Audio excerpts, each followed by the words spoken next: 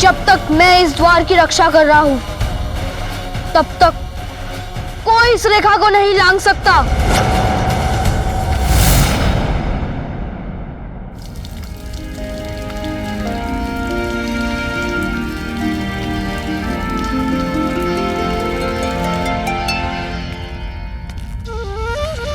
अपनी मां का पुत्र हूं। बलपूर्वक जाने का प्रयास करने वाले को बलपूर्वक यहीं रोक दूंगा। प्रतीत होता है प्रभु अब इस बालक को इसके हठ के लिए अवश्य दंडित करेंगे।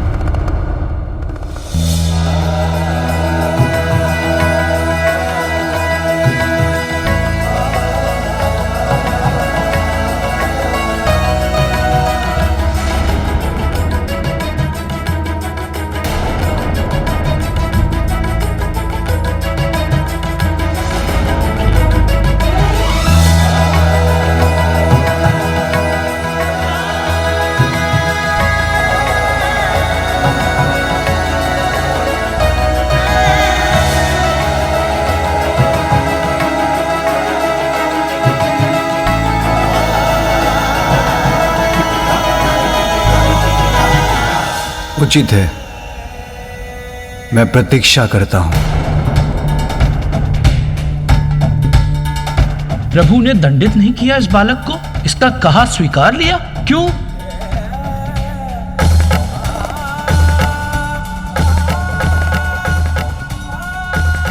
प्रभु देर से ही समझे, किंतु समझ तो गए।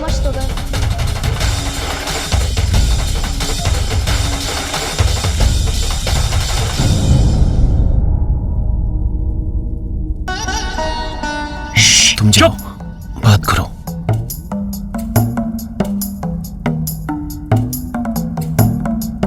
प्रभु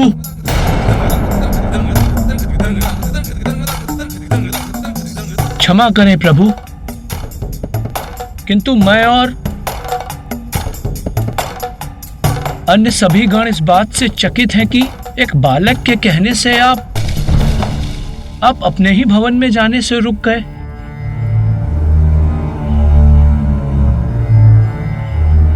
प्रभु, मुझे और अन्य सभी गणों को यह तनिक भी नहीं भाया। प्रभु, आप कुछ नहीं कहना चाहते तो कोई बात नहीं, किंतु हम सब गण मिलकर उस बालक को समझाएंगे।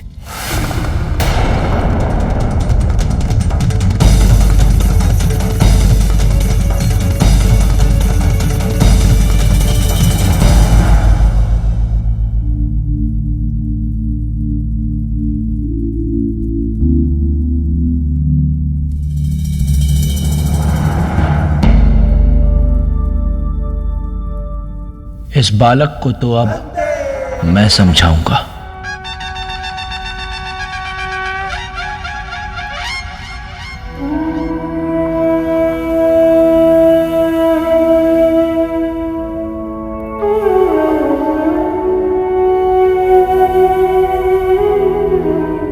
नंदी दी, इत तान पतल ते तीदा तल दो।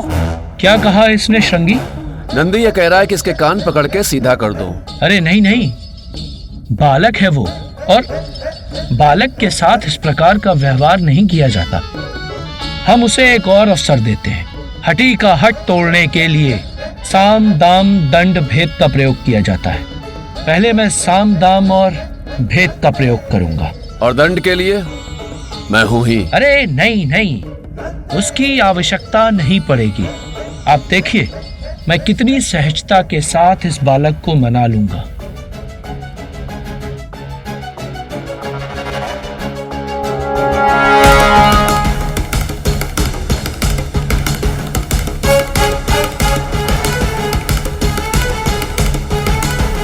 तो आप फिर चले आए?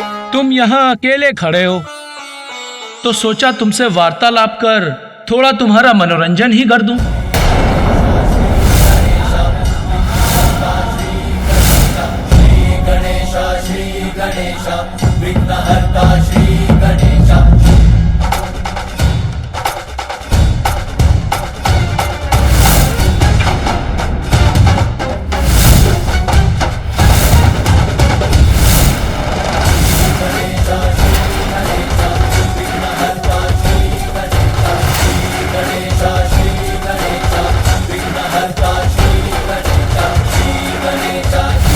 जब तक मैं इस द्वार का रक्षक हूँ, मैं मेरी माता की आज्ञा का पालन करूंगा। सतर्क रहना होगा मुझे, ताकि कोई भी छल एवं बल से भीतर ना प्रवेश कर पाए।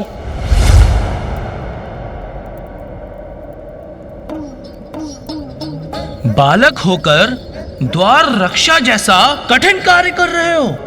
यह आयु कार्य करने की थोड़ी होती है, अपितु भिन्न भिन्न प्रकार के स्वादिष्ट फल, मिष्ठान एवं पकवान खाने की होती है। खाओगे?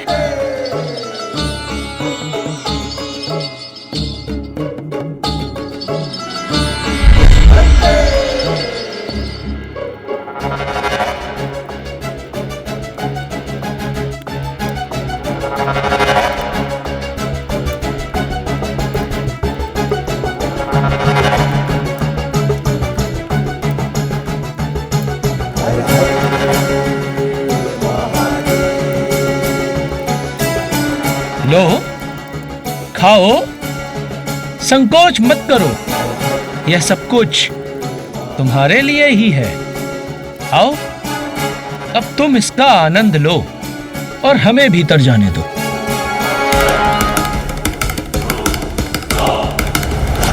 पुत्र, स्मरण रहे, किसी को भी भीतर मत आने देना। द्वार रक्षक के रूप में यहाँ खड़े रहने का जो वचन मैंने माता को दिया है, उसके समक्ष ये वस्तुएं तुच्छ हैं।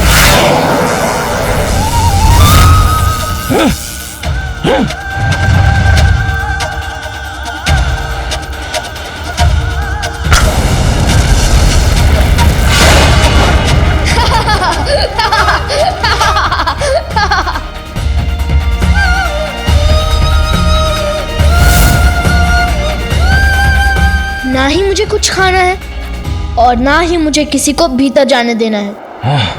मेरा क्रोध जागृत हो रहा है। शांत शांत नंदी शांत। ओम नमः शिवाय, ओम नमः शिवाय, ओम नमः शिवाय, ओम नमः शिवाय, ओम नमः शिवाय, ओम नमः शिवाय, ओम नमः शिवाय, ओम नमः शिवाय, ओम नमः शिवाय, ओम नमः शिवाय, ओम नमः शिवाय, ओम नमः शिवाय, ओम नमः शिवाय, ओम नमः शिवाय, ओम नमः शिवाय।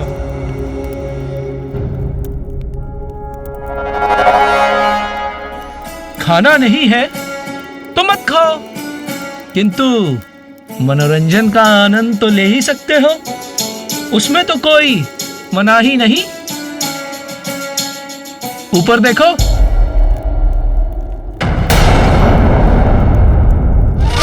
देखो आकाश के इन मेघों में मैं तुम्हें राजकुमार और राजकुमारी के विवाह का अद्भुत दृश्य दिखाता हूं। तुम्हें अवश्य आनंद आएगा। ये देखो।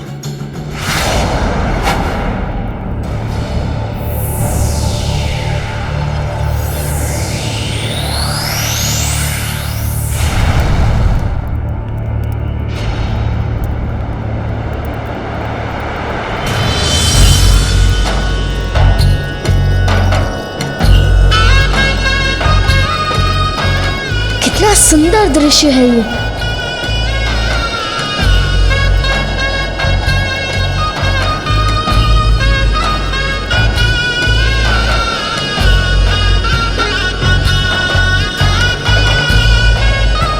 तुम यहाँ ये मनोहर दृश्य देखते रहो बालक, जब तक तुम्हारा मन करे। बस अब हमें भीतर जाने दो।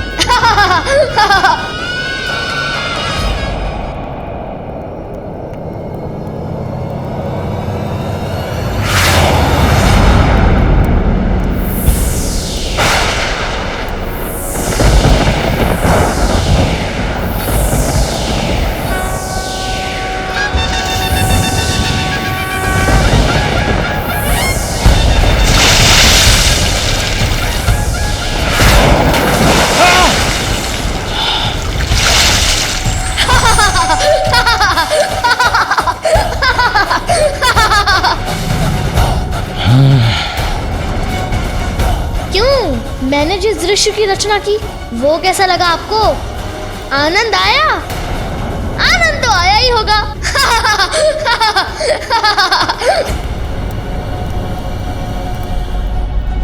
अब एक अंतिम बार कह रहा, ध्यान से सुन लीजिए। इस द्वार के आगे मैं किसी को नहीं जाने दूंगा। समझ गए आप? साम दाम तो व्यर्थ गए, अब क्या करूं?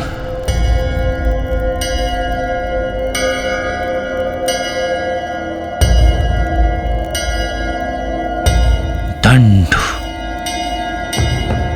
भय। सावधान बालक!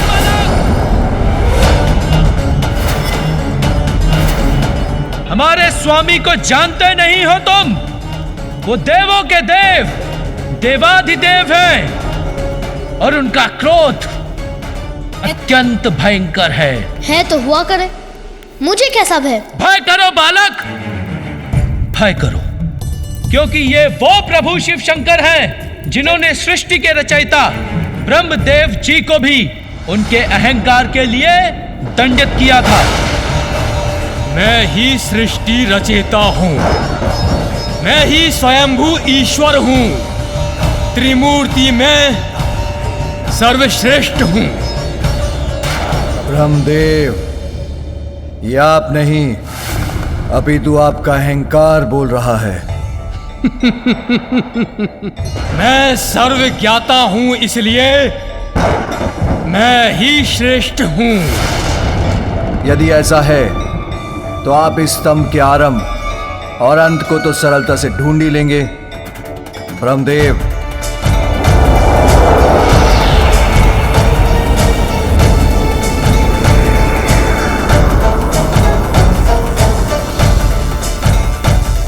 उचित है, इसमें क्या कठिनाई है?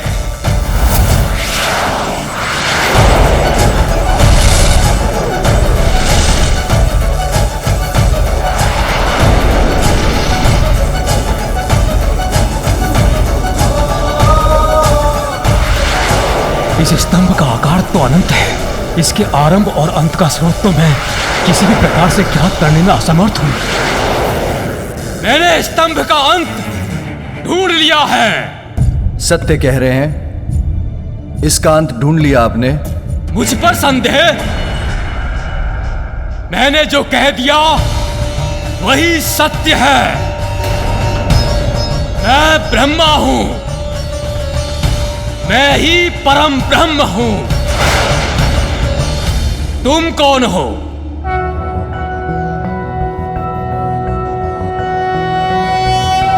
कर्पूर गौरम करुणावतारम संसार सारम भुजगेन्द्रहारम सदा वसंतं हृदयारविंदे भवं भवामी सहितं नमामि।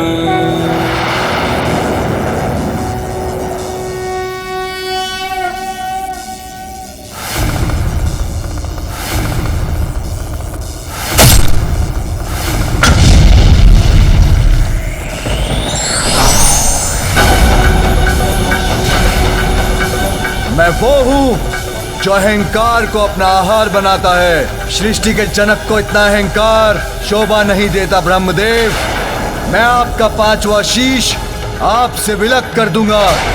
महादेव से प्रतिस्पर्धा करने का यही आपका दंड है।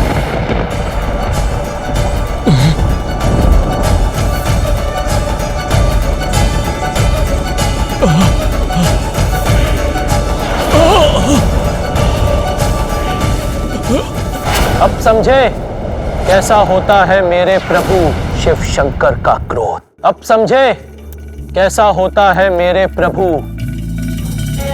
शिव शंकर का क्रोध।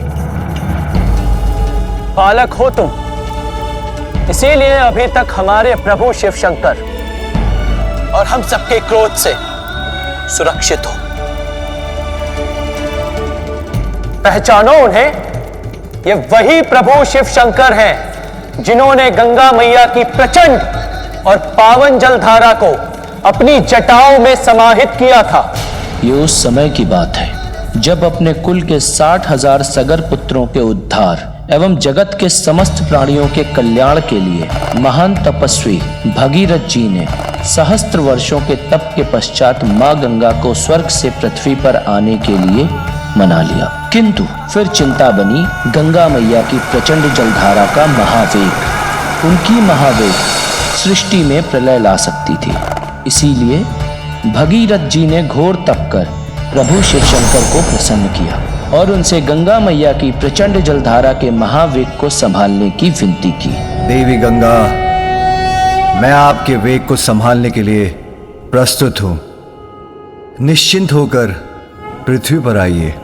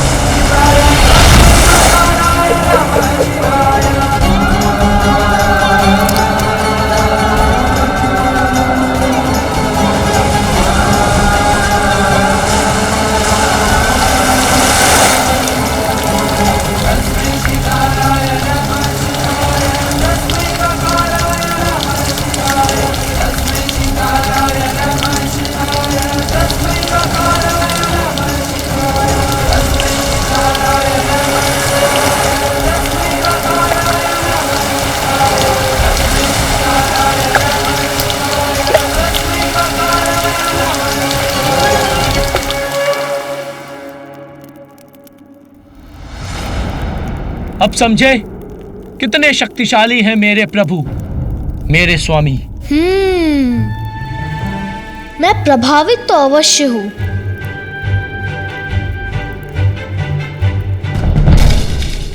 किंतु इतना भी नहीं कि मैं अपनी मां की आज्ञा के विपरीत किसी को भी भीतर जाने दूं, चाहे वो कोई भी हो, चाहे वो कोई भी हो।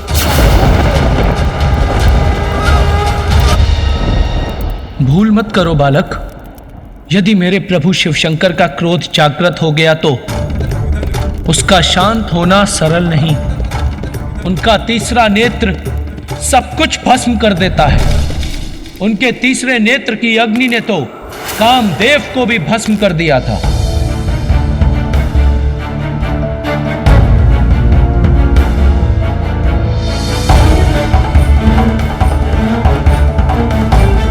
मुझे क्षमा करें प्रभु, मैं देवराज इंद्र के आदेश के आगे विवश हूं। मुझे आपका ध्यान भंग करना ही होगा।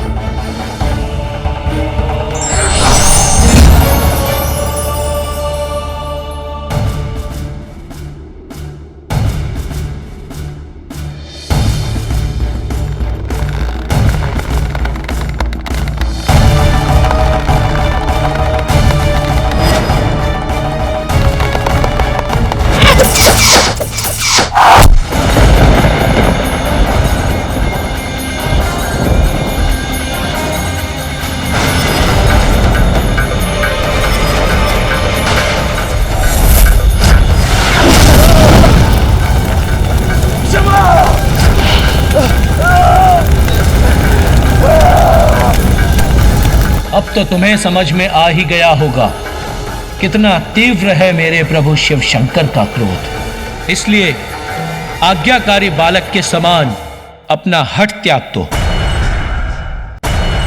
नंदी, क्या हुआ तुम्हारे साम दाम भेद? मैंने पहले ही ताता तान पतल तो तीदा तल दो, पर नंदी दी मैंने तुम पे ताए। श्रृंगी जी, इस बालक को समझाने में समय नष्ट हो रहा है। हमें इस बालक को हटाकर आगे बढ़ना चाहिए। उचित है।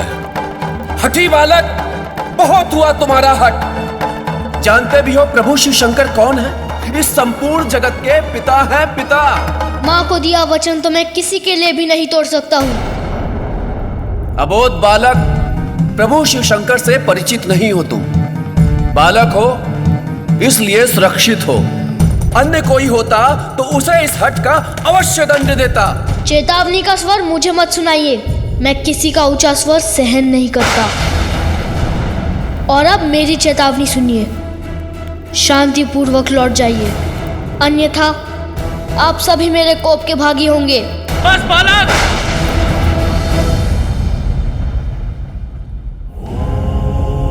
अब और दया नहीं करेंगे। प्रभु शिव शंकर हमारे स्वामी हैं और उनका मार्ग कोई नहीं रोक सकता। शांति से हट जाओ, अन्यथा बांध कर यहीं बैठा देंगे।